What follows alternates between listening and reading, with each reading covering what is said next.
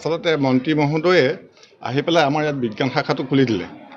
মন্ত্ৰী মহোদয়ে আহি ধুনীয়াকৈ ক'লে যে 6 মাহমান সময় লাগিব, 6 মাহমান সময়ৰ পাছত সকলোখিনি ঠিক ঠাক হৈ যাব, আমাৰ শিক্ষকসকলকো ইয়াত দিয়া হ'ব, গতিকে একো অসুবিধা নহ'ব। কিন্তু আজি 3 বছৰ হৈ গ'ল, এতিয়ালৈকে আমাৰ বহুত কষ্টৰে চলাবলগীয়া হৈছে বিজ্ঞান শাখাটো। বাহিৰৰ পৰা শিক্ষক বিচাৰি আনিবলগীয়া হয়, আকৌ কেইদিনমান থাকি তেওঁলোক আকৌ সুবিধা অনুযায়ী গুচি যায় বেলেগ ঠাইলৈ, গতিকে আকৌ এজন পাবলৈ বৰ অসুবিধা হয়। তেনেকৈয়ে চলাই এইবাৰ ৰিজাল্টটো ফাইনেলত আমাৰ 100% ৰিজাল্ট ভাল হ'ল, 100% হ'ল। গতিকে আমি বহুত ভাল লাগিছে। কিন্তু আগলৈকে আৰু আমাৰ মন আছিলে, এতিয়া ল'ৰা ছোৱালীও বহুত ফৰ্ম ফিল আপ কৰিছে আৰু যথেষ্ট হ'ব।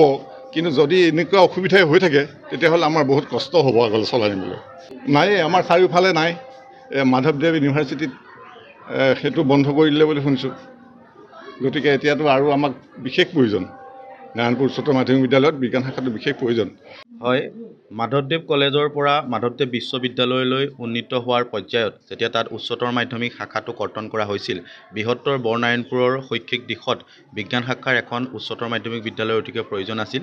আৰু ভাল খবৰ আমি পাইছিলোঁ যে নাৰায়ণপুৰ উচ্চতৰ মাধ্যমিক বিদ্যালয়ত বিজ্ঞান শাখাটো খুলিছিলে।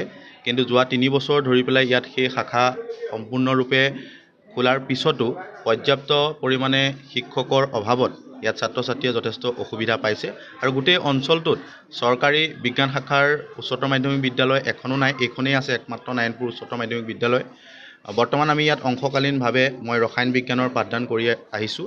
গতিকে চৰকাৰ তথা বিভাগীয় কৰ্তৃপক্ষক আমি অনুৰোধ জনাব বিচাৰিছোঁ যাতে বৃহত্তৰ অঞ্চলটোৰ বিজ্ঞান শিক্ষাৰ আগবঢ়াই নিয়াৰ ক্ষেত্ৰত এই বিদ্যালয়খনত অতি সোনকালে শিক্ষক নিযুক্তি প্ৰক্ৰিয়া ত্বৰান্বিত কৰি যাতে শিক্ষাৰ্থীৰ ভৱিষ্যত সুনিশ্চিত কৰে। আৰু ইয়াত বৰ্তমান ব্যৱহাৰিক ক্ষেত্ৰখনৰ বাবে ফিজিক্স, কেমেষ্ট্ৰি, জুলজি, বুটানীৰ সকলো ব্যৱস্থা আছে। কেৱল মাত্ৰ শিক্ষকৰ সমস্যাটো সম্পূৰ্ণ কৰি দিলে খুব সুন্দৰভাৱে ইয়াত ভাল ফলাফল আমি পাবলৈ সক্ষম হওঁ।